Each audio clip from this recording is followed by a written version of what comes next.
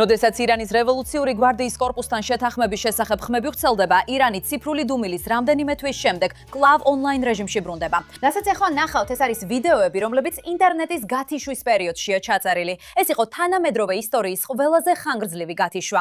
მომენტები, რომლებიც აქამდე მსოფლიოსთვის დაფარული იყო.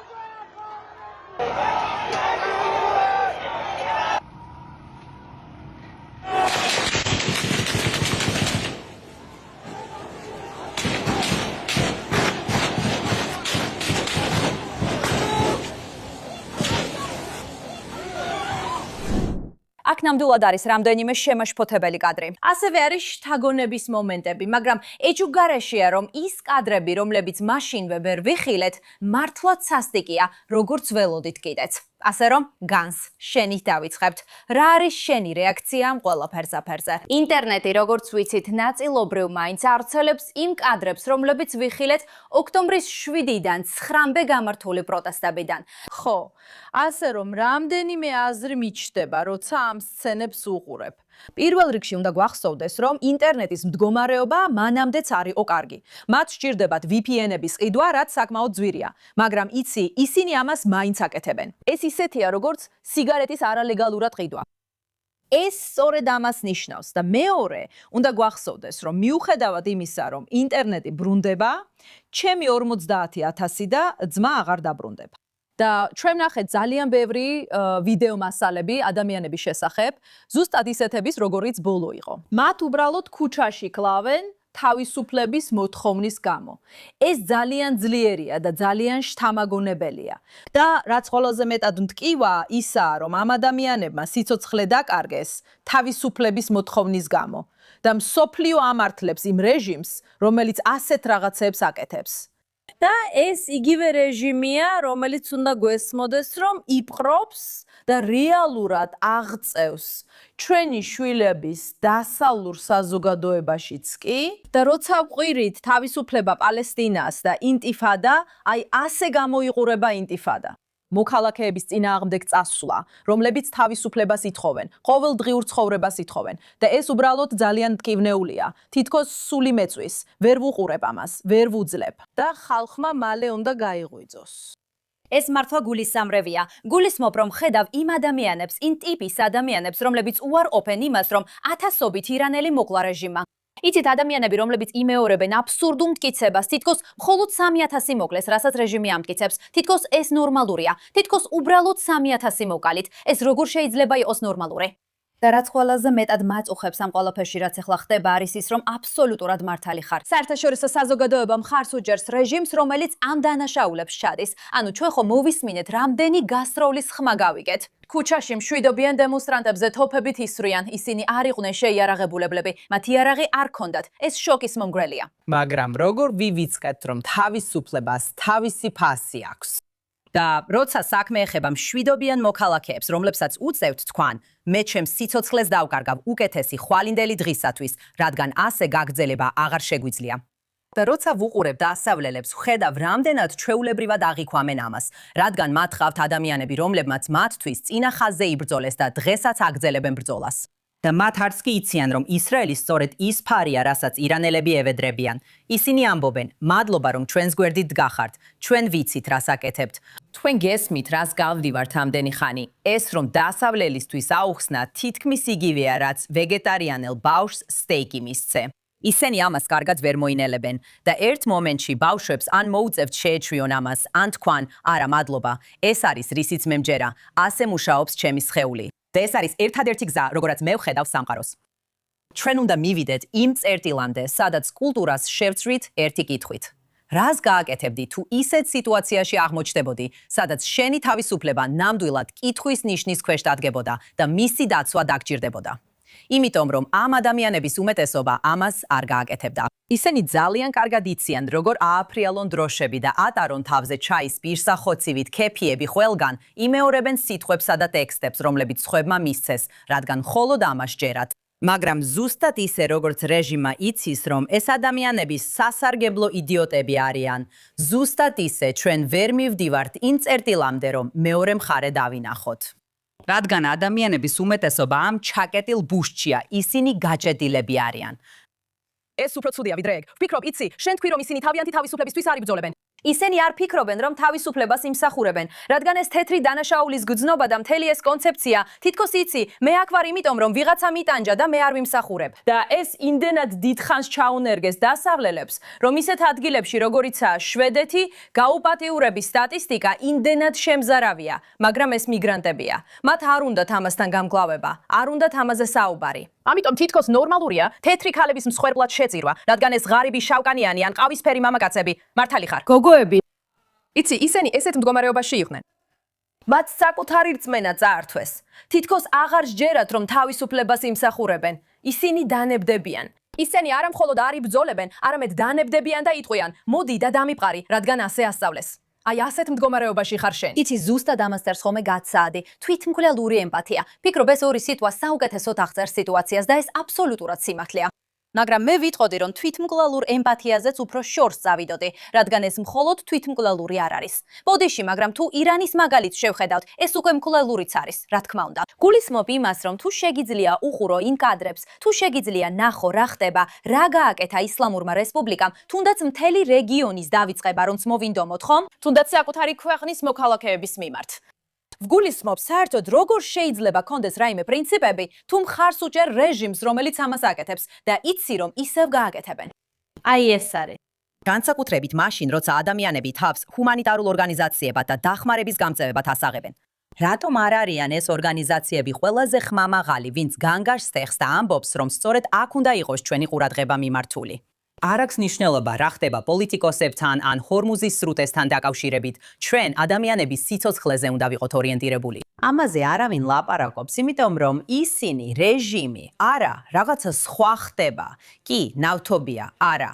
შენ იქ შედიხარ იმის ნაცვლად, რომ შემდეგ ფლოტილიას უყურო, რომელიც მოვა, არ ვიცი რითაც, კონდომებით და ნარკოტიკებით, იქ არიან ადამიანები, რომლებიც ამაყად მზად არიან თავიანთი სიცოცხლე დათმონ. ხო, სხვა მომავლისთვის. არა, ისინი ვერ შეძლებენ და ის პრივილეგია, რაც დასავლელებს აქვთ, ჩემთვის გაუგებარია. დღემდე 35 წლის ასაკში, მას შემდეგაც კი, რაც უკვე 18 წელი ამერიკაში ვცხოვრობ, მაინც ვერ ვიგებ ამას. ეს მხოლოდ პრივილეგია არ არის. ეს მხოლოდ პრივილეგია არ არის, მათ ქაოსი უნდათ. ნახეთ, მე გარემოს დამცველი ვიყავი მანამდე, სანამ ეს მოდური გახდებოდა და მე ისევ მოდიდან გადავიდოდა.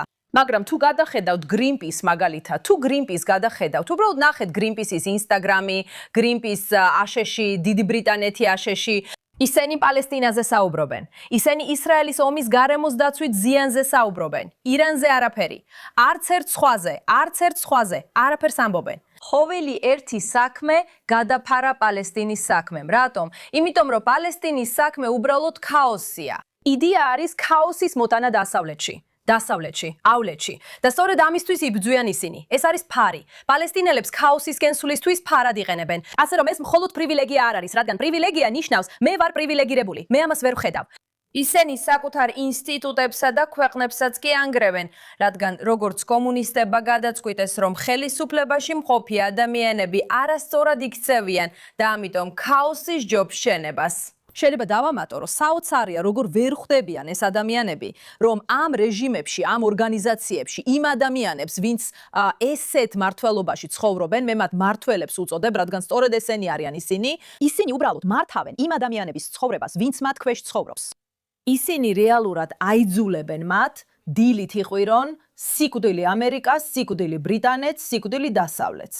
მაპატიეთ, მაგრამ ისინი ითხოვენ, რომ მოკლან და თქვენ ამას ვერ ხედავთ. უბრალოდ ერთხელ მაინც წადით იქ. მე მჯერა რომ გსურთ სწორ მხარეს იყოთ, მაგრამ თელ სიმართლეს ვერ ხედავთ. და ეს უბრალოდ ძალიან შემაშფოთებელია. როცა ამბობენ სიკვდილი ამერიკასო, ეს სიყვარულის წერილი არ არის. არა. ანუ ეს არ არის ხუმრობა. ვიკავებ თავს. მართლა ასე ვგრძნობ. აქ კონტექსტი არ არსებობს, ხო? და მერე იგივე ადამიანები იტყვიან, იცით, ციტირებენ მაია ანჯელოუს და ოპრა უინფრის. როცა ვინმე გაჩვენებს, ვინ არის, დაუჯერე. 2 წამში კი ამბობენ, იცხოვრე, გიყვარდეს, იცინე. იტყვიან, არა, ხალხო, ეს ნამდვილად არ იგულისხმებოდა ასე. და იგივე ადამიანები აი ესე თუ დააგვირდებით, ნახეთ, როგორ სწრაფად მუშაობს პროპაგანდა, განსაკუთრებით დასავლელებთან. იმ ბავშვის ის პატარა კადრი ყველა იმ გასროლის შემდეგ, როცა ამდენი ადამიანი დაშალდა. სწორედ იქ, საკაცეზე მდგომი ბავშვი, ალბათ პალესტინური მხარის მიერ იქნება გამოყენებული, რადგან ისინი ამას პროპაგანდისტვის გამოიყენებენ. ეს არ იქნება პირველი შემთხვევა, როცა ამას ვხედავთ, ხო? ეს მართალია. მაგრამ მინდა ცოტა გადავიდე მოლაპარაკებების განხილვაზე, რადგან გონია, რომ უცნაურად ეს რეალურად უკავშირდება იმას, რაც ახლახან ნახეთ. ჩემი თვალსაზრისით, მე არ ვარ არც ერთი ტიპის შეთანხმების მომხრე, რადგან არ მჯერა რომ ის შესრულდება. თუნდაც ისინი დაეთანხმონ ყველაფერს, რაც პრეზიდენტმა ტრამპმა დღეს მოითხოვა. მერე რა მოხდება? ჩვენ ვერ ვენდობით ამ რეჟიმს. ეს არის თავარი პრობლემა და რა თქმა უნდა, ნებისმიერი ტიპის შეთანხმება, რაზეც ახლა საუბრობენ, არ ეხება უმეტეს პრობლემებს, ის ეხება მხოლოდ ერთს, ბირთვულ საკითხს და ისიც კი არ ვიცი ვნახავთ. ძალიან იმედგაცრუებული ვარ. აცრუებული ვარ. პრეზიდენტით და მისი ადმინისტრაციითაც კი, მათ გარშემო მყოფი ზოგიერთი ადამიანითაც კი, რომ ასეთი იდეების განხილვას აძლევენ თავს, ისე რომ გულწრფელად რომ თქვა, ირანის ხალხს აბუჩად იგდებენ. მართლა ძალიან დავიღალე ამით. და პრეზიდენტი, რომელმაც თითქოს ეს მთელი საუბარი დაიწყო ირანის ხალხისთვის მოწოდებით. არ შეწყვიტოთ პროტესტი. დახმარება გზაშია. ეს წარმოუდგენლად, უბრალოდ აუღწერელად სასტიკია. და თუ ასეთ რაღაცებს ამბობ და არაფერს აკეთებ, არ ვიცი, უბრალოდ სიტყვებიც არ მაქვს. სიტყვებიც არ მყოფნის ამისთვის. ზიზღს უგრძნობ, რომ ეს თემა დღის წესრიგშიც კი არ დგას და ვიცი, რამდენიმე დღის წინ მან რაღაც გააზიარა იმაზე, როგორ მოკლეს მომიტინგეები და ასე შემდეგ. და ხომ იცი, აქა-იქ კომენტარიც გაუკეთებია. რატომ ვეხოწებით ნამცეცებს? ასობით კი არა, 10,000-ობით ადამიანი მოკლა საკუთარმა მთავრობამ რამდენიმე დღეში. და შეერთებული შტატების პრეზიდენტი, თავისუფალი სამყაროს ლიდერი, ვერაფერს აკეთებს, რადგან ბენზინის ფასები ძალიან მაღალია და მაგას მხარდამჭერები უკმაყოფილონი არიან. ხუმრობთ? ბოდიში, მონოლოგში გადავედი. მაგრამ არა უშავს. უბრალოდ. მაგრამ ბელამი, რას ფიქრობ იმაზე, რაც მოლაპარაკებებში ხდება? პირველ რიგში მე ისე გამზარდეს, რომ ტერორისტებთან მოლაპარაკებებს არ ვაწარმოებთ. მაშ რატომ მივედით იმ წერტილამდე, რომ სულ ლაპარაკობ, თითქოს მოლაპარაკების მაგიდასთან უნდა დავჯდეთ. შემდეგი რა იქნება? თითქოს ვეხვეწებით კიდეც, მოდით მოლაპარაკებების მაგიდასთან. ხო, მაგრამ თითქოს რაღაც შემთხვევითი ქვეყნები მუდმივად ერთვებიან ამ პროცესში. პაკისტანის შემდეგ რა იქნება? იცი, რა იქნება შემდეგ? თქვით ჩიზი, ეს ისეა, როგორც პაკისტანმა მოითხოვა. ანუ როდიდან? რატომ გვაინტერესებს? ხო. მათ კრიკეტის თამაშიც კი არ შეუძლიათ, სულ ამას ვიმეორებ. არა რომ მნიშვნელობა კონდეს, მაგრამ საბოლოო ჯამში ქვეყანას, რომელსაც ეს არც კი ეხება, საერთოდ არ აქვს ნეიტრალიტეტი, რომ ესეთი საუბარი კონდეს. თუ ვიცი, რომ ჩემს მეზობელს არ მოვწონ ვარ, მაგრამ შემდეგ გვერდითა მეზობელი უფრო ნეიტრალურია და შეიძლება მასთან ვისაუბრო იმ უთანხმოებაზე, რაც ქონდა. მე მივალ იმასთან, ვინც უფრო ნეიტრალურია, რადგან ჩვენ ნეიტრალურ სივრცეში ვხვდებით. რატომ უნდა წავიდე ქვეყანაში, სადაც ვიცი, რომ ისინი ერთ ნაწილს ეწინააღმდეგებიან, მაგრამ შემდეგ ამბობენ, ჩვენ მოვითხოვეთ, თქვენ ვინ ხართ? მართლა იმის შემდეგ, რაც გაატაკთან და სხვა ყველაფერთან მოხდა, თითქოს კარები ფართოდ იღება იმ ადამიანებისთვის, რომლებიც ტერორისტები არიან. არა მხოლოდ თანაგრძნობენ, არამედ ზეიმობენ ტერორიზმს. ამას მოუწოდებენ სძულთ ისრაელი, სძულთ ებრაელები და სძულთ დასავლეთი. მაგრამ გთხოვთ, გვინდა რომ თხოვნით მოგმართონ, რომ ეს საუბარი გაგრძელდეს. რა საუბარი? ეს არის ის, რაც ჩვენ გვინდა. ეს უნდა მოხდეს. თუ ეს ვერ მოხდება, სხვა არაფერი გაგრძელდება, ომი გრძელდება, ცეცხლის შეწყვეტას მნიშვნელობა აღარ აქვს. ეს სიტყვა ახლა სულელურად ჟღერს. რას ნიშნავს ცეცხლის შეწყვეტა? ეს გამოგონილ ტერმინია, რომელსაც დონალდ ტრამპი იყენებდა ამერიკელი მოკავშირეების იძულებისთვის, რომ შეეჩერებინათ აგრესიული სამხედრო დათმობები. დაახლოებით ეს ნიშნულობა მიიღო ამ სიტყვამ. ეხლა შემიძლია დავთანხმდე, რომ მისი განზრახვა შეიძლება კარგი იყოს. შემიძლია დავთანხმდე, რომ მან ბევრი კარგი რამ გააკეთა ისრაელისთვის, მაგრამ მთლიანობაში ჰამასი არ განიარაღებულა, ჰეზბოლა არ განიარაღებულა. ისლამური რესპუბლიკა ისევ არსებობს. სინამდვილეში ირანის რევოლუციური გვარდია აკონტროლებს ვითარებას. ირანელი ხალხისთვის არაფერი გაკეთებულა. აბა რა აზრი ქონდა ამდენი ცეცხლის შეწყვეტას? ანუ ხვე არის აქ მიზანი. მე მგონია რომ ერთადერთი რამ რაც შეიძლება შეცვლილიყო ამ ჭადრაკის დაფაზე თუ ასე შევხედავთ, არის ის რომ როგორც გვესმის, არაბთა გაერთიანებული საამიროები და ისრაელი რეალურად ბევრად უფრო მნიშვნელოვნად თანამშრომლობენ. ერთად ახორციელებენ ავიადარტყმებს და საამიროებიდანაც კი.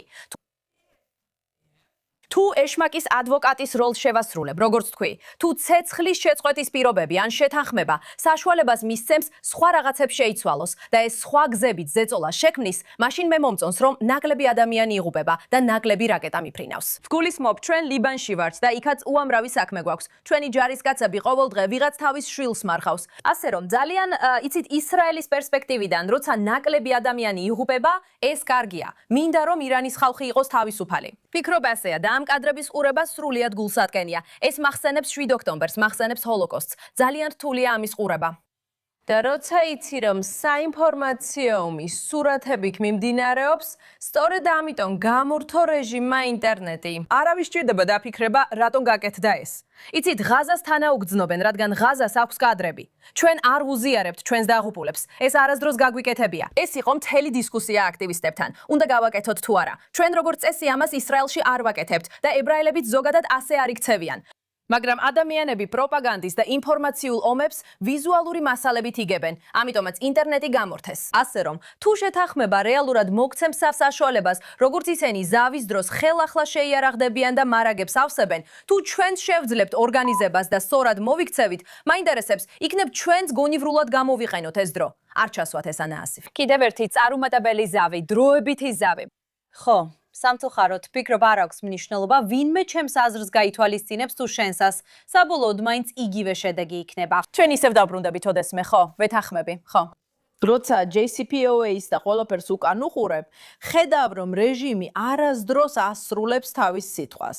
თითქოს როცა ეშმაკთან დებ გარიგებას. გგონია ეშმაკი ვერ მოგატყუებს. გთხოვ, უბრალოდ ცოტამე დროს მოიგებენ და მერე რაღაც ახალს გააკეთებენ. ისინი ახალ ტერორისტულ თავდასხმას განახორციელებენ ან ახალ ორგანიზაციას შექმნიან და კვლავ გააგრძელებენ ჰეზბოლას დაფინანსებას. რატო ფიქრობ, რომ ისინი არ ცდილობენ ისრაელის თავდაცვის ძალებსა და ჰეზბოლას შორის ცეცხლის შეწყვეტის მიღწევას? აი რატომ სურთ მათ გაგრძელება? ხო, ისინი არ ცდილობენ სიცოცხლის გადარჩენას. მათ არ აინტერესებთ საკუთარი ხალხი, მათ არ აინტერესებთ ახლო აღმოსავლეთი, მათ არ აინტერესებთ ტრამპი, მათ არაფერი აინტერესებთ გარდა საკუთარი იდეოლოგიისა და ეს იდეოლოგია იმარჯვებს. აი ეს არის ყველაფერი. აი ამიტომ ვამბობდი, რომ მნიშვნელობა არ აქვს, თუნდაც ისინი მივიდნენ ამერიკელ მოლაპარაკეებთან და თქვან, კარგი, ყველაფერს ვეთანხმებითო, მერე რა ხდება? იცით, ისინი ამას არ გააკეთებენ, რადგან ზუსტად ეს გააკეთეს ადრე. მაშ რატო ვიმეორებთ ამას ისევ? მაგრამ მინდა რომ გვაქვს დონალდ ტრამპის ვიდეო ჩანაწერი, სადაც ის საუბრობს შეთანხმების პროგრესზე, ან როგორც თავად უწოდებს, შეთანხმების პროგრესზე. მოდით ვნახოთ. თქვენთვის როგორი იქნება კარგი შეთანხმება? პირველ რიგში არც ერთი შეთანხმება არ იქნება საკმარისად კარგი, რადგან მედია მაინც გააშუქებს ამას. ჩვენ ვაკეთებთ შესანიშნავ შეთანხმებას, ჩვენ შესანიშნავ შეთანხმებას გავაფორმებთ, თუ არა, მაშინ უბრალოდ დავბრუნდებით და სამხედრო გზით დავასრულებთ ყველაფერს. მაგრამ ესე უფრო სწრაფად ძავა საქმე, ალბათ ჰუმანური თვალსაზრისითაც უკეთესია.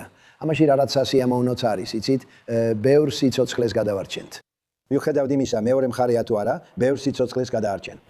მაგრამ ძალიან კარგ შეთანხმებასთან ახლოს ვართ და თუ შევძლებთ, კარგი იქნება, თუ არა, მაშინ უბრალოდ ომის დეპარტამენტს მივმართავთ, როგორც ჩვენ ვეძახით.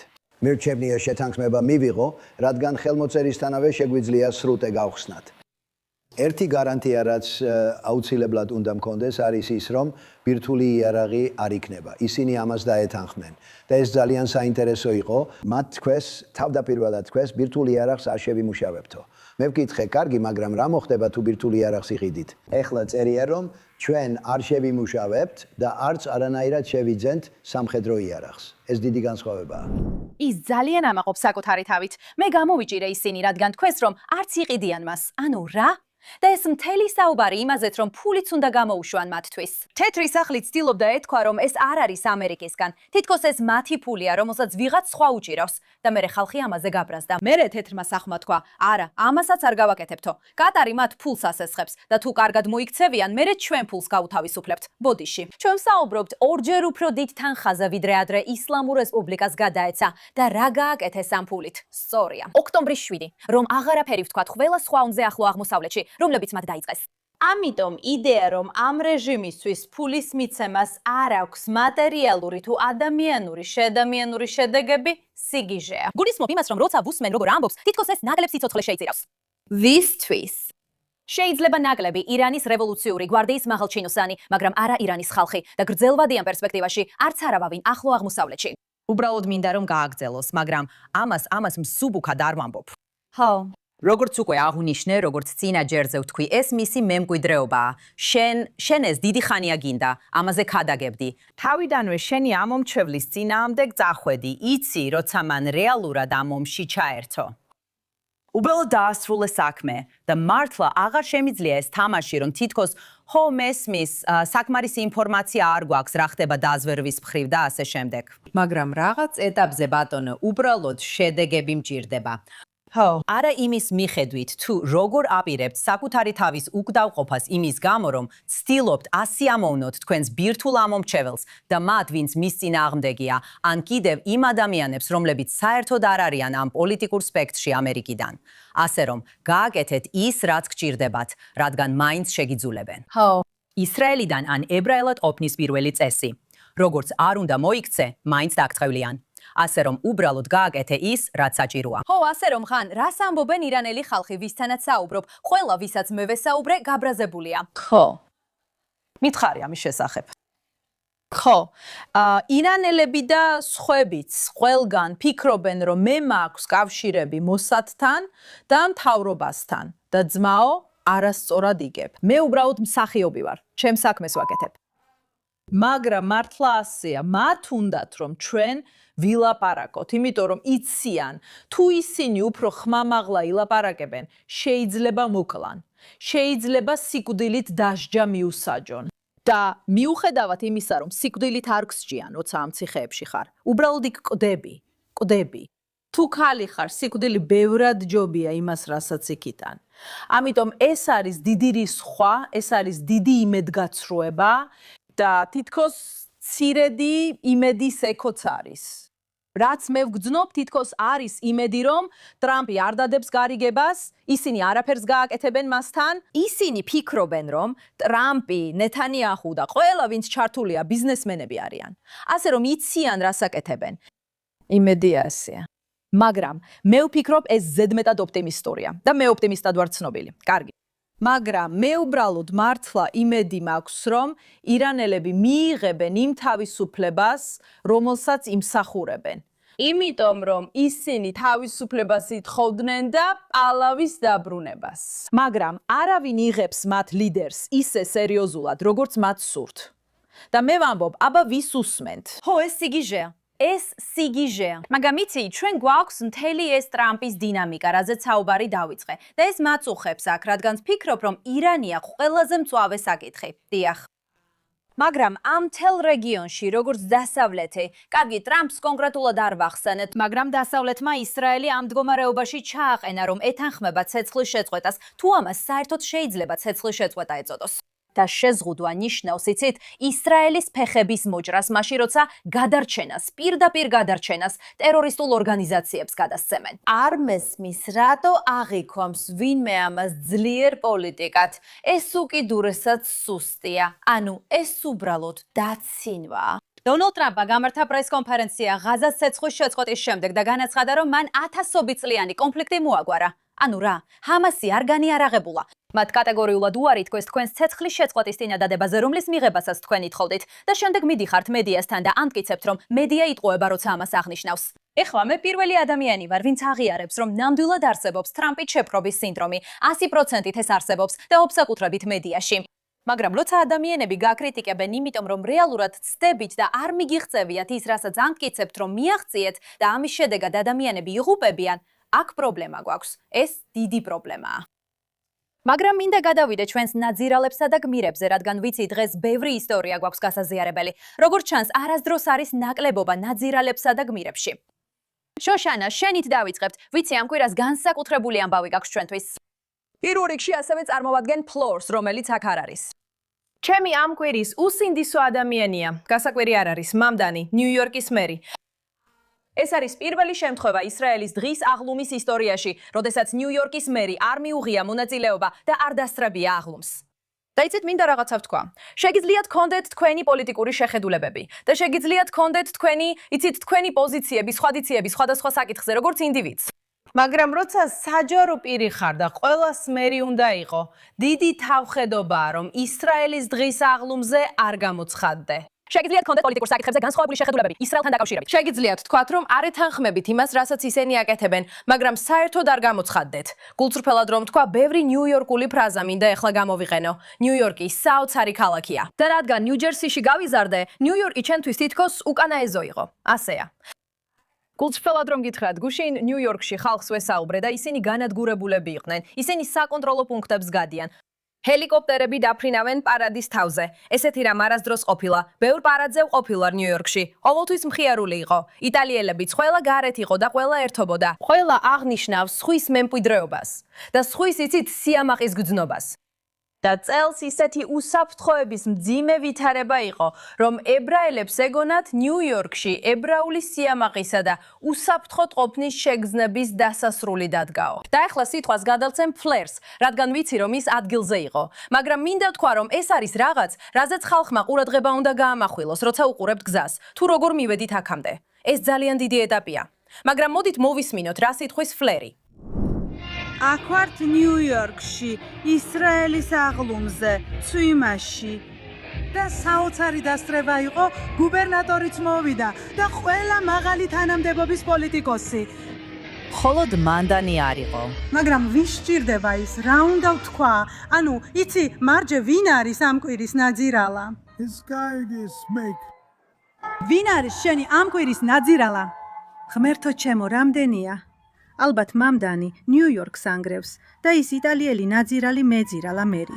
ეს მთავარი პარტიის მერი, რომელზეც სულ ლაპარაკობდი შენს შესანიშნავ შოუში. ის ჩვენს აღლუმში არ არის და არც გვჭირდება. ვის აინტერესებს? და ერთი მარტივი კითხვა მაქვს. ვინ არის კვირის ნაძირალა, მარკ? ეს ძალიან მარტივია. მოდი შენ გინდა ეს ერთი სიტყვა.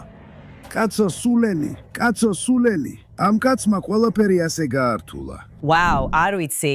ამის შემდეგ ნაძირალებთან კონკურენცია რთულია. ვფიქრობ, ეს შესანიშნავია. ჰო, იცი, თქვენ გონიათ, რომ უნდა შევუერთდეთ. ვიღაცას. შეგვიძლია გმირებზე გადავიდეთ. ჰო, მართლა შენ მოიპოვე გვირგვინი ამ საკითხში. და ვინ არის შენი ნაძირალა? ჩემი ნაძირალა არის ყველაზე ძედიადი ორგანიზაცია დედამიწაზე, რომელსაც გაერო ქვია. ისეთი მორალურია. ვიცი, მოდი ვნახოთ, რა თქვეს ამ კვირაში. ახალი სახელმწიფო აქტორები ჩამოთვლილია. პირველ რიგში ისრაელის შეიარაღებული და უსაფრთხოების ძალები. კერძოდ ისრაელის თავდაცვის ძალები, ისრაელის ციხის სამსახური, მათ შორის სპეციალური ძალები ქეთერი და პოლიციის ანტიტერორისტული განყოფილება იამა. ჩამოთვლილია სანდო ინფორმაციის საფუძველზე, რომელიც მიუთითებს გაუპატიურებისა და სექსუალური ძალადობის სხვა ფორმების გაგრძელებულ შემთხვევებზე. ამ წელს დადასტურებული შემთხვევების რაოდენობის ზრდით. დადასტურება ჩემი ოფისის პასუხისგებლობა არ არის. მიგიღიათ ცდომა იმ მტკიცებულებებზე, რომლებიც მოხსენებაშია ნახსენები. მე არ მაქვს ცდომა. გულისხმობ, ინფორმაცია გადამოწმებულია ძალიან მყარად გადამოწმებისებისა და დოკუმენტირების მეთოდოლოგიით. მე მიმღები ვარ, ვაგროვებ ამ ინფორმაციას და ვაწვდი გენერალურ მდივანს. კი, უბრალოდ მაინტერესებდა საკუთარი თვალით თუ გინახავთ. არა, იმიტომ რომ ეს ჩემი საქმე არ არის. და მუდმივ მისიასთან თანამშრომლობის განმავლობაშიც კი მკაფიოდ განვაცხადე, რომ არ ვაპირებ ვიზიტს დაკავების დაწესებულებებში, თუნდაც შემეთავაზებინათ. მე პრობლემა მაქვს მაშინ, როცა არსებობს შეუსაბამობები და ვიღაცა მხოლოდ ერთ პატარა საკითხზე გიწევს შენიშვნას. თუ ეს ყველაფერი გააკეთე და თქვი, არა მხოლოდ სტატისტიკურად, არამედ ფაქტობრივადაც ციფრები არსებობს და ეს სიმართლეა და ჩვენ ვამბობთ, რომ ეს ხდება ისრაელის და ებრაელების გამო, მაგრამ ძირითადად იმიტომ, რომ ეს ისრაელმა გააკეთა. და კითხვა ასრე ესია. საერთოდ თუ გინახავს ეს და არა მხოლოდ გადაგიხედავს, არამედ შეგძლებია თუ არა თავად შეგეფასებინა. როცა რაღაცას ვკითხულობ და ვამბობ, კარგი, ამას უჯერებ და ამასაც უჯერებ. მაგრამ თუ ამის გარეშე გითხავ, შეგიძლია პირდაპირ მიპასუხო. ეს შენი საქმეა, ეს შენ ოფისში გადის.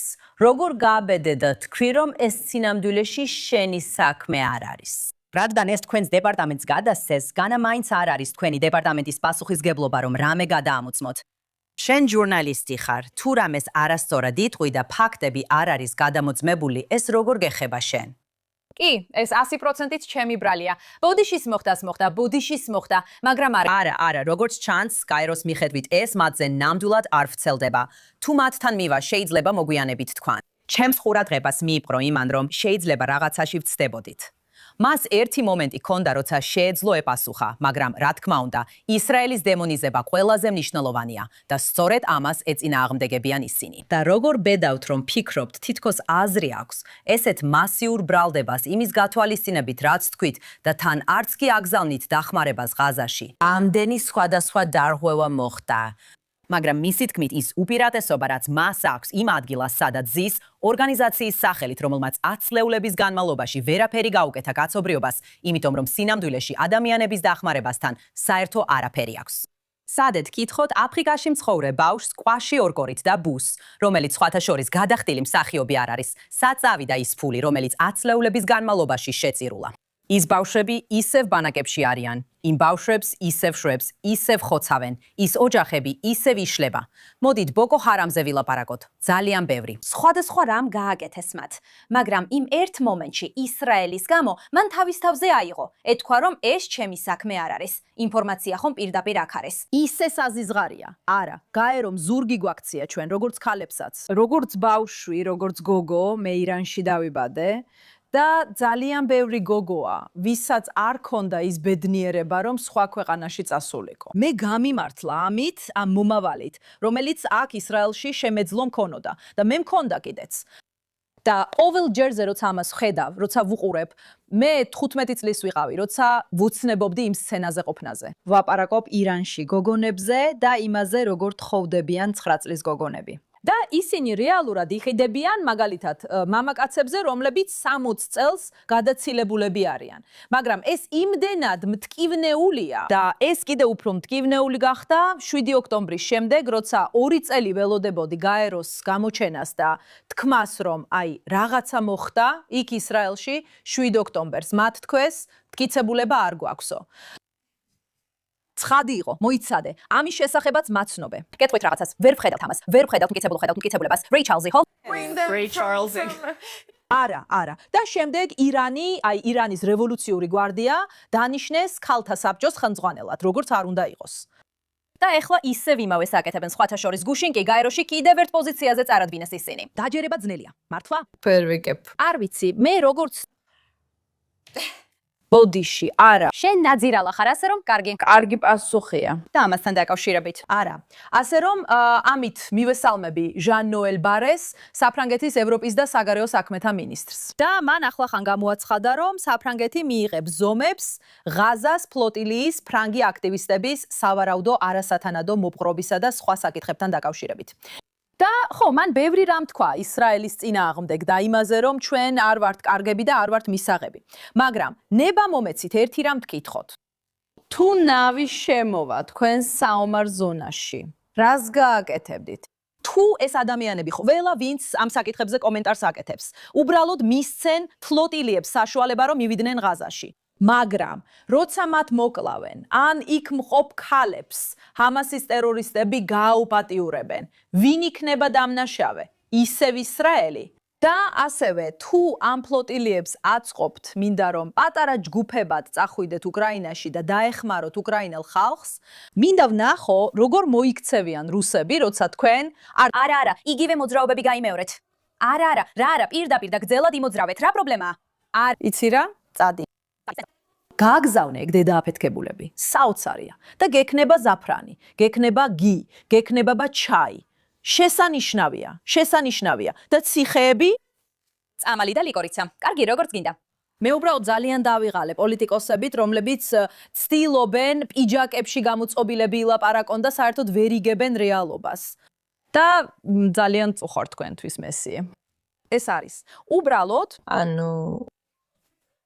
ეს ძალიან ფრანგულია. მომავალ თვეში 25 წლის ხდები და მგონია რომ 52 წლის ვარ. ჰეი, კი, მაგრამ ასე არ გამოიყურები. გაჩერდი, ეხლავე. შენ ხარ შენ. ჯერ არა ვარ. ძალიან ახლოს. აი ეს, ძალიან ახლოს. მას ჩემი ნაძირალა. ამ კვირაში როცა ვასრულებთ ჩვენს ნაძირლობას ამ ეპიზოდისთვის. ჩემი ნაძირალა სინამდვილეში დაკავშირებულია ჩემს გმირთან, რაზეც ახლა გეტყვით. მაგრამ ჩემი ნაძირლები არიან ჯენკ უგური და ჰასან პაიქერი, რომლებსაც ახლახან გაერთიანებულ სამეფოში შესვლა აუკრძალეს. სინამდვილეში რომ განმარტო, არ მგონია რომ ისინი აკრძალეს, მგონია რომ უბრალოდ შესვლაზე უარი უთხრეს, მგონია ჰასანის ვიზა უბრალოდ გააუქმეს. არა, მას შეუძლია სხვა ვიზაზე განაცხადი გააკეთოს, მაგრამ არ გაუკეთებია. ამასობაში ისინი ტრაგედიის ტურზე არიან და წუწუნებენ. თითქოს ისრაელის მთავრობამ აიძულა დიდი ბრიტანეთის მთავრობა, რომ მათთვის შესვლაზე უარი ეთქვათ, რადგან ისინი ისრაელიდან არიან. ჯერ ერთი რაც არ უნდა ნიშნავდეს, ეს ნამდვილად არ ვარ დარწმუნებული, მაგრამ ნება მომეცით რამდენიმე რამ ჩამოლთვალო, რაც ჰასან პაიკერმა გააკეთა. თუ ვინმეს გონია, რომ ეს სიტყვის თავისუფლების საკითხია, ჰასან პაიკერი ის ადამიანია, რომელმაც ღიად მოუწოდა აშშ-ის პრეზიდენტის მკვლელობას. ეს არის ადამიანი, რომელმაც საჯაროდ განაცხადა, რომ ამერიკელები იმსახურებენ 9-11 სექტემბრის მსგავს თავდასხმას. ეს არის ადამიანი, რომელმაც აშკარად და მრავალჯერ მოუწოდა პოლიტიკურ ძალადობას. მან მხარი დაუჭირა United Healthcare-ის აღმასრულებელი დირექტორის მკვლელს. მან შეაქო ეს მოვლენა, გაამართლა იგი და განაცხადა, რომ ეს არის სოციალური მკვლელობის შედეგი ამერიკაში მდიდარი ადამიანების მხრიდან. მისი იდეოლოგიის ყველაფერი რადიკალურია, ჯიჰადისტური, კომუნისტური და ძალადობის მხარდამჭერი. და მას ეხლახან გამოუწერეს გამოძახების უწყება იუსტიციის დეპარტამენტიდან მისი შესაძლო სანქციების დარღვევის გამო. მისი კავშირებით კუბასთან, კუბაში წასვლით, კუბაში სტუმრობით და ასე შემდეგ, ის სრული ნაძირალაა, საშინელი და საზიზღარი ადამიანი, რომელსაც არსად არ უნდა მისცენ ყოფნის უფლება. ის უნდა იყოს ციხეში, გულწრფელად რომ თქვა, და ჯენკი სინამდვილეში მისი ბიძაა. საინტერესო ფაქტია, მგონი ისინი, დარწმუნებული ვარ, ისინი ნათესავები არიან. ხო. ჯენკი არის გაბრაზებული, ოფრიანი ნაბიჯვარი, რომელიც ფიქრობს, რომ ინტერნეტში ხალხს ხვირილი ნამდვილი არგუმენტია. მისი მთელი იდეოლოგია საბოლოოდ ისევ და ისევ მუსლიმების ზევნაზე მოდის, რა თქმა უნდა, არაბებზე არა, რადგან თვითონ არაბი არ არის. და სინამდვილეში მას ამ კონფლიქტთან ან ამ საკითხთან კავშირი არ აქვს. მაგრამ მან ეს თემა აითვისა მხოლოდ იმიტომ, რომ მუსლიმია. ამიტომ ყველაფერი მუსლიმებთან უნდა იყოს დაკავშირებული. მასზე დისკრიმინაცია ხდება იმიტომ, რომ მუსლიმია. ისრაელი ღაზაში მოქმედებს იმიტომ, რომ მუსლიმები არიან. ისრაელი ლიბანშია იმიტომ, რომ მუსლიმები არიან. სულ მუსლიმები. საქმე მუსლიმებში არ არის. არავის აინტერესებს, რომ მუსლიმი ხარ, ჯენკ. ისრაელში ამ ქვეყნის 20% მუსლიმია, სრულუფლებიანი მოქალაქეები, ქანაბარი უფლებებით. უბრალოდ უსიამოვნო ადამიანი ხარ, რომელსაც არავინ უნდა მოусმინოს და რომელსაც სარწმუნო არგუმენტების მოყვანა არ შეუძლია. ეხლა როცა ავხსენი, ვინ არიან ეს ადამიანები სინამდვილეში და ის ფაქტი, რომ მათ უარი უთხრეს შესვლაზე, მინდა ხაზი გაუსვა, რომ ამის მიზეზი სინამდვილეში ისრაელი ან ისრაელთან დაკავშირებული არაფერი არ არის. იმ მიზეზების მიხედვით, რაც ამ ეტაპზე ვიცით და ეს ამბავი ახლახან გავვრცელდა, ამიტომ ყველა დეტალი ჯერ არ მაქვს. მიზეზი არის ის კომენტარები, რაც ჯენკმა გააკეთა, რომლითაც მან ან შეამცირა, ან უარყო რაღაც, ზუსტად არ ვიცი რომელი. არასრულწლოვანთა სექსუალური ექსპლუატაციის დაჯგუფებები დიდ ბრიტანეთში, რაც საშინელი და შემზარავი შემთხვევებია ახალგაზრდა გოგონების 10-დან 17 წლამდე ასაკის, რომლებიც ჯგუფურად გააუპატიურეს პაკისტანელმა ჯიჰადისტების ჯგუფებმა. რომლებმაც ზოგ შემთხვევაში გააბრუეს და გაიტაცეს გოგონები, სხვადასხვა სახლებში ამყოფებდნენ და ფაქტობრივად სხვა მამაკაცებზე ყიდდნენ. საზიზღარი სცენები, ბევრი წამება, რომელიც ამ გაუპატიურებას ახდა თან. და როცა ვისმენ, როგორ ამცირებენ ამას, თითქოს მუსლიმები არიან მსხვერპლები ასეთ სიტუაციაში, ეს უბრალოდ წარმოუდგენელია. ჰეი, მოიცადე, მე ვწუხარ ბრიტანეთში ბევრი მუსლიმის გამო. კარგი, იქნებ დაგიჯერო თუ ეს შენი შეშფოთებაა, მაგრამ მოიცადე ერთი წუთით. ისინი იგივე ამბობენ ამერიკაზეც, მაშინ როცა ამერიკაში თითქმის არ არიან მუსლიმები, ასე შეგიძლია მიხვდე. ეს პროპაგანდაა, რადგან ეს რეალურ ფაქტებს არ უკავშირდება. ეს დაკავშირებულია ისრაელთან დაკავშირებულ სიახლეებთან, როცა ისრაელი ახალ ამბებში ნეგატიურ კონტექსტში ფიგურირებს. დაინახავ უამრავ ადამიანს, რომლებიც მუსლიმებს ესხმიან თავს დიდ ბრიტანეთში, აშერეშეშიში და სხვაგანაც. თითქოს ისინი არიან ნამდვილი პრობლემა. მუსლიმებს დასავლეთში თითქმის არანაირი ძალა არ აქვთ. ისრაელის მხარდამჭერებს თითქმის უსაზღვრო ძალა აქვთ. ეს აშკარა ფაქტებია. მაგრამ სწორედ ეს არის ნამდვილი მიზეზი, რატომაც მას აუკრძალეს, რაც სინამდვილეში ჩვენს კვირის გმირებთან მიგვიყვანს.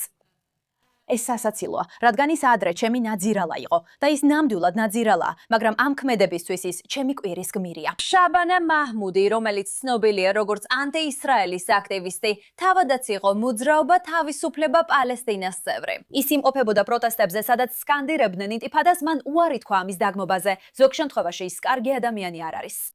თუმცა ამ ნაბიჯში ის მართალი იყო. დარწმუნებული ვარ, მასზე დიდი ზეწოლა იყო მთავრობის სხვა წევრების მხრიდან, მაგრამ მან ეს გააკეთა. ის იყო ის, ვინც საბოლოოდ მიიღო ეს გადაწყვეტილება როგორც მინისტრმა, რომ გაეუქმებინა ის ვიზები და უარი ეთქვა მათთვის ქვეყანაში შესვლაზე. ამისთვის კი ის დროებით კვირის გმირად იქცა. მაგრამ მთელი ეს ფიასკო უბრალოდ სასიამოვნოა საყურებლად. განსაკუთრებით ის ისტერიკა სოციალურ მედიაში, როგორ ამბობენ, რომ მათ დევნიან და აჩუმებენ. მიყვარს, როცა ადამიანები ამბობენ, რომ მათი სიტყვის თავისუფლების უფლება ირღვევა. როცა ისინი X-ზე არიან 100,000-ობით გამომწერით და მხოლოდ იმ პოსტს 9 მილიონი ნახვა აქვს და ფულსაც შეულობენ. სასაცილოა, როგორ ყოველთვის ასე ხდება, რადგან უცების ხდება მსხვერპლი. ანუ, ხომ გესმით, ეს არის ის? აქამდე მივედით, რომ ეხლა ვცხოვრობ სამყაროში, სადაც ვეღარ ამბობ იმას, რასაც გრძნობ და რასაც ფიქრობ.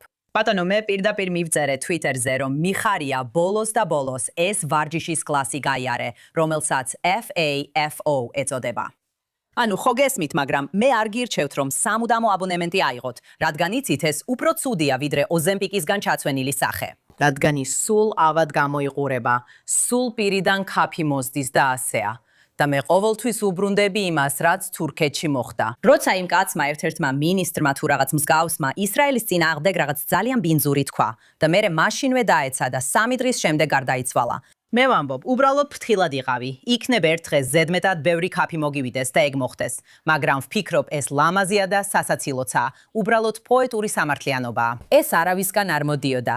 ვინც ჩვენს მხარეს არის, ან ახლოსაა.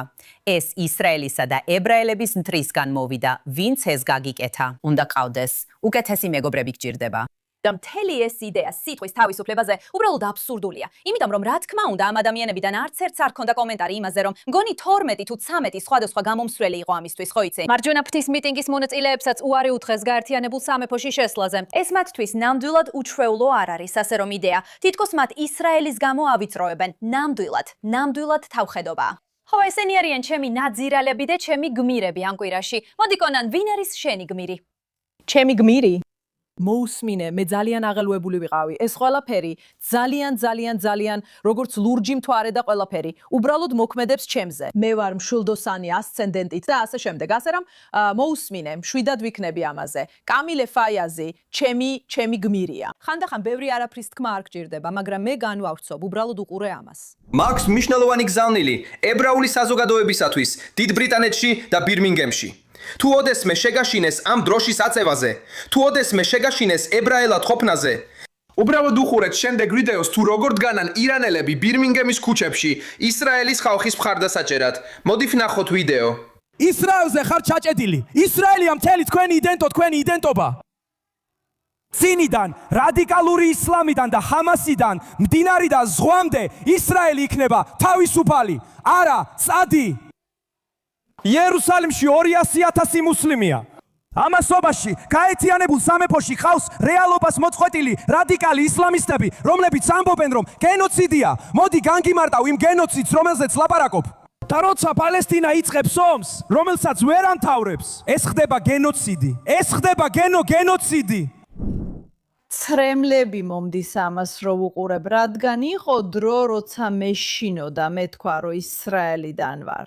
ან ტაქსიში ებრაულად დავლაპარაკებოდი. როცა მადრიდში ცხოვრობდი, ან დიდ ბრიტანეთში, ან პარიზში მოგზაურობდი და უბრალოდ ამას რომ ხედავ როგორ იქცევიან ადამიანები იქ და როგორ უჭერენ მხარს ისრაელელებს. და კამილ ფადლი აქტივისტია და კომენტატორი და ის ძალიან კაცრად გამოდის ექსტრემისტი ისლამისტების წინააღმდეგ. და ეს უბრალოდ ძალიან ლამაზია, რომ ყოველ კვირას იქ დგას ისრაელის დროშით ხელში, მაღლა აწეული, როცა ვიცი, რომ ბირმინგემში და ბევრი ადამიანი თითქოს ყველგან იყო დაცვა სკოლებში. მაგალითად, როცა სასურსათო მაღაზიაში მიდიხარ, კოშერულ მაღაზიაში, ყველგან დაცვა და ის დგას იქ თავისი დროშით, მაღლა აწეული და ეს არის რაღაც რაც ბევრ ირანელს თელ მსოფლიოში წარმოადგენს. როცა ებრაულად ლაპარაკიც კი გვეშინოდა, როცა იმის თქმაც გვეშინოდა, რომ ისრაელიდან ვართ, ისინი გარეთ გავიდნენ ისრაელის დროშებით და მხარი დაგვიჭირეს. 7 ოქტომბრის შემდეგ, როცა მძევლების სახლში დაბრუნება გვინდოდა, ისინი იქ იყვნენ ნარინჯისფერი ბუშტებით, იმ დროშებით. და მართლა უნდა ვთქვა, რომ ეს მართლა ჟუანტელს მივლის, ძმაო, მადლობა კაცო.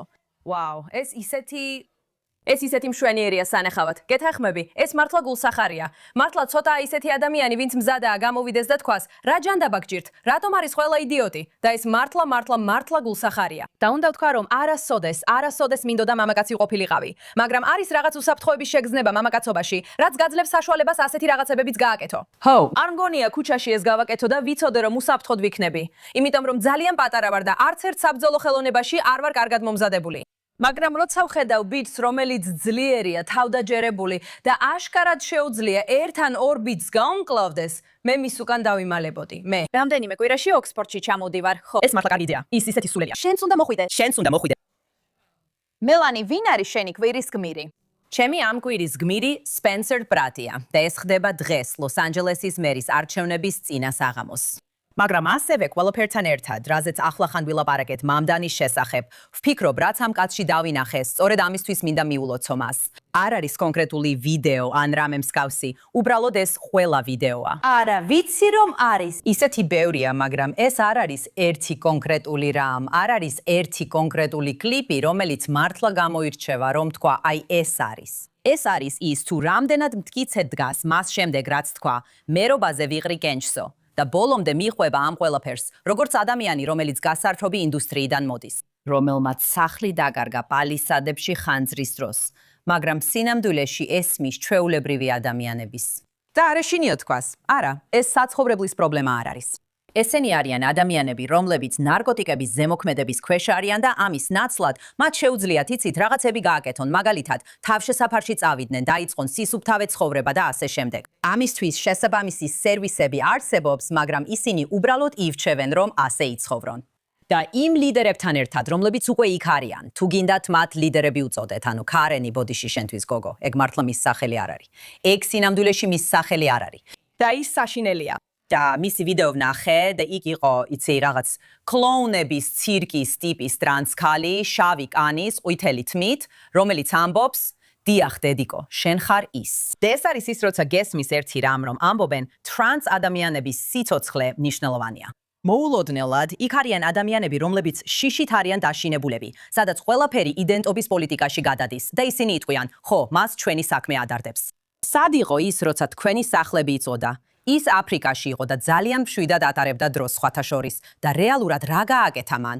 რაც მასში მიყვარს ისაა, რომ შეგიძლია მასთან ადამიანურ დონეზე დაუკავშირდე, რადგან ის პოლიტიკოსი არ არის. და ჰოლივუდში ხალხი ამბობს, ჰანა აინბანი, რატო უნდა მივცე ხმა ვინმეს, ვინც გასართობ ინდუსტრიაშია? რატო უნდა გავაკეთო ეს?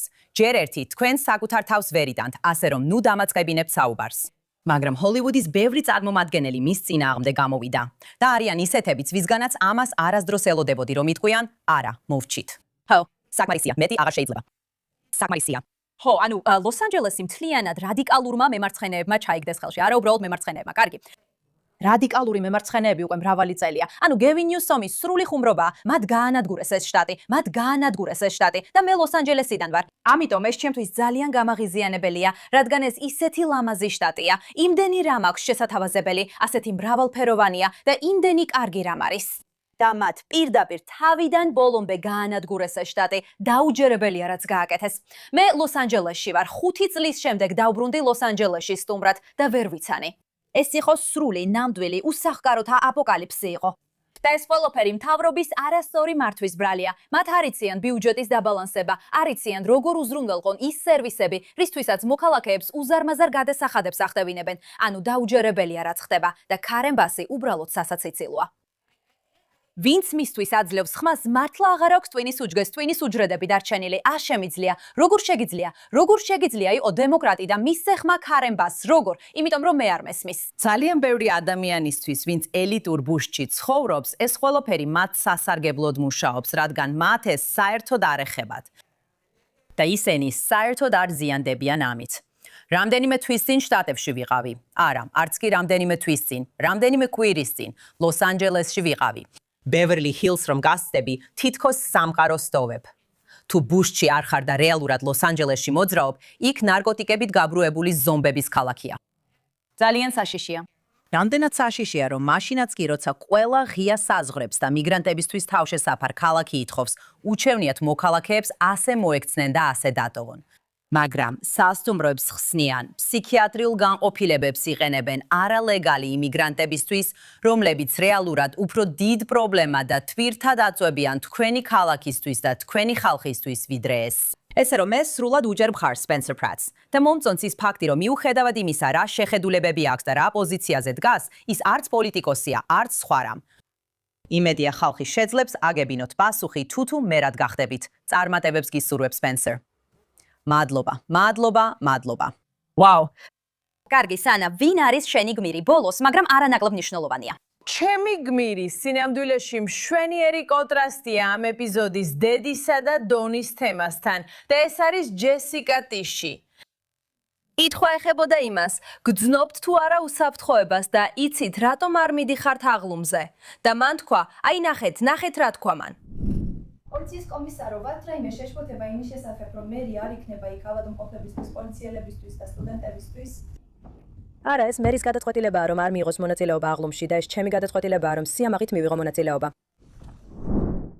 რასაც გულისმო, კიდევ რა უნდა თქვა? ეს ისეთია, როგორც სკოლაში ვაკეთებდით. თითქოს მან უბრალოდ დაგწვა, იმიტომ რომ სულელად გამოიყურები როგორც უგუნური. ის, შენი პოლიციის კომისარი, ამბობს, ეს მისი გადაწყვეტილებაა, რომ არ მიიღოს მონაწილეობა აღლუმში და ეს ჩემი გადაწყვეტილებაა, რომ სიამაყით ვიყო იქ და მორჩა. ეს არის ყველაფერი, რაც უნდა თქვა, რადგან ეს ნიშნავს, რომ გეამაყებოდეს ის, ვინც ხარ. ეს ნიშნავს, რომ გეამაყებოდეს შენი ქალაქი. ნიშნავს, რომ იდგე ადამიანების გვერდით და თქვა, დიახ, მე შენთან ერთად ვარ. მე შენთან ერთად ვარ. თუნდაც ყველაფერში არ გეთანხმებოდე. ეს ნიშნავს ნიუ-იორკელი იყო, სულელო.